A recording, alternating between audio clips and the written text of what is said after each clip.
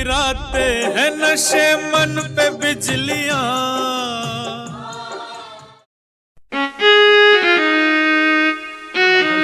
ऐसे केस में अंदर है जहां उन्होंने अपनी बीवी से शादी की थी, यानी इंटरनेशनल मीडिया तो इसको ऐसे ही देखता है कि अपनी बीवी से शादी करने के जुर्म में अब एक शख्स जेल में।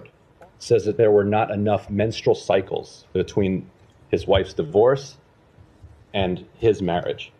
So you talk में मेरा भी दिल भर गया था, लिख के और फरा के हाथ ही उसको वापस भिजवा दी। 14 नवंबर 2017 चीज है जिस पर खालिस औरत ही पर एतमाद किया जा सकता है। 3 हैज अपने आप को रोक के रखेंगी। प्रेगनेंसी टेस्ट है, 3 सेकंड में पता चल जाता है कि औरत प्रेग्नेंट है या नहीं है। आप अल्ट्रासाउंड कराएं, आपको ये पता चल जाता है बच्चा है भी, कितने बच्चे हैं, उसका दिल धड़का नहीं धड़का, उसकी उंगलियां कितनी है, ये तक पता चल जाता है। तो ये सब रास्ते निकली थी तो मेरे घर में ही मैं इद्दत पूरी करके निकली थी। मेरे जो